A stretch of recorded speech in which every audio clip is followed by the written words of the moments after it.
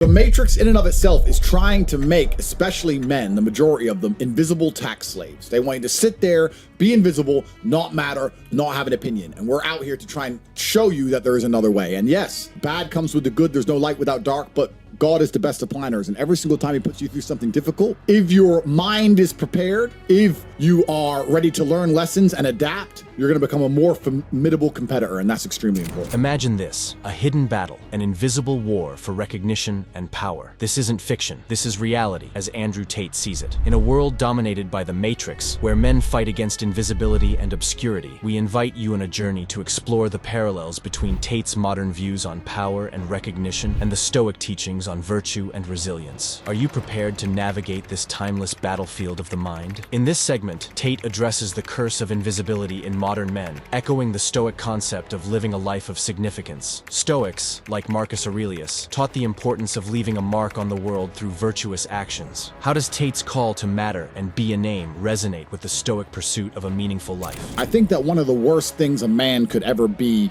punished with, or one of the worst possible existences as a man, is invisibility. And we can talk about this because the majority of men are invisible. And when I say invisible, I truly mean that. I want you to understand that when a beautiful woman walks into Starbucks and you serve her her coffee, you're not human to her. You're not a man to her. She doesn't care about your struggles. She doesn't care about your mental health. She doesn't care what happens to you. She has no interest in you. You're basically invisible to her. You could sit here and say, hey, my name's this, and my hobbies are this, and I want to do this. She has no interest because you're not high value. The majority of men out here live invisible lives. They're hard lives. You work very hard. You build the roads. You're tired. You're struggling, but you're invisible. And I think that's one of the worst punishments a man can be bestowed with is invisibility for his entire human existence. What you want to do is to matter. You want people to respect you. You don't want to be a number. You want to be a name. You want people to know who you are. And to do that, you must do excellent things, which means you must live an extraordinary life, which means you're going to have the extraordinarily good and the extraordinarily bad. And you need to be a man and not be a coward and not be afraid and stand up and say, I'm ready for the good if it comes with the bad, because then I'm not invisible anymore. You have to fight against this matrix. Reflect on this. Tate challenges us to rise above the mundane, much like the Stoics who advocated for a life of purpose beyond mere existence. In this era of invisibility, how can we apply Stoic principles to forge a path of visibility and impact? Next, Tate discusses the concept of societal upheaval, likening it to a prison riot of opportunity. This mirrors the Stoic belief in embracing chaos as a catalyst for growth. Seneca and other Stoics viewed tumultuous times as chances to demonstrate virtue and resilience. Are you ready to seize the chaos as a Stoic would? You are fighting against invisibility. You're fighting against obscurity. You're fighting against the fact that when you have an opinion, nobody cares. If I tweet right now what my favorite flavor of Kool-Aid is, that flavor of Kool-Aid will sell out.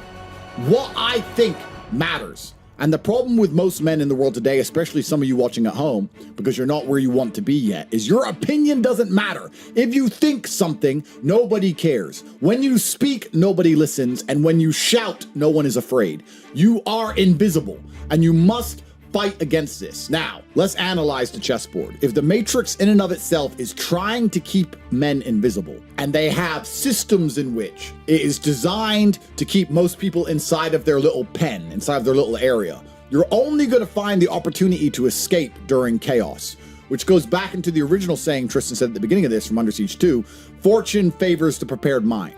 Chaos is scary to the average person who's stuck in their little pen and doesn't want to leave or doesn't believe they can escape. But chaos is a massive opportunity for anybody who is prepared, because that is the only time. If you're stuck in jail, a prison riot is scary. You might die, you might get killed, they might set the building on fire, you might burn alive. But during the prison riot is also the only chance you have to escape.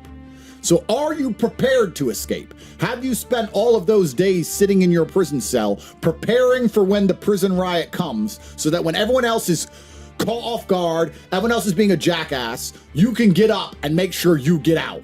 And that's what 2024 is all about. There's going to be some huge events which are going to shake the world. And the world is not yet completely controlled. I believe it's coming soon. I believe we have 1, maybe 2 years left at most until AI has everybody in their boxes. If you're poor, you're going to stay poor. If you're rich, you're going to stay rich. If you're free, you'll stay free. And if you're a slave, you're going to stay a slave. And we've said it on a lot of emergency meetings about your bloodline being enslaved for the rest of human time. That's absolutely true. 2024 will be a prison riot of society.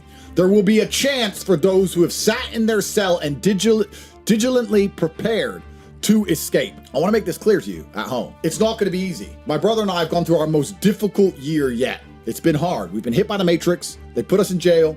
They took all our money. They hit us every single way they can possibly hit men. And I would argue that you and I have had one of our best years ever. And in fact, I'm going to show a little wrap up of our 2023. And when you watch this, I want you to ask yourself a question. The Tate brothers have been hit by the Matrix, by the establishment, to be punished for talking and trying to help me be free. They have lived a life of punishment. We have been under some form of control since last year. The entire year, we were in jail, then we were in house arrest, then we were locked in Bucharest, now we're locked in Romania.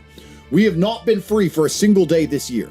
Has your life with all of your freedom been better than ours? Because if under a form of punishment, we have still managed to outperform you in terms of work, and still managed to live a better life than you while you were free, you have serious concern. As we consider Tate's view on making the most of societal chaos, we're reminded of the Stoic ideal of premeditatio malorum, the anticipation of challenges. In preparing for life's upheavals, how can we adopt a Stoic mindset to not just survive, but thrive? Our exploration today bridges the gap between Andrew Tate's modern wisdom and the ancient Stoic philosophy, revealing a timeless quest for virtue, managing adversity, and seeking fulfillment.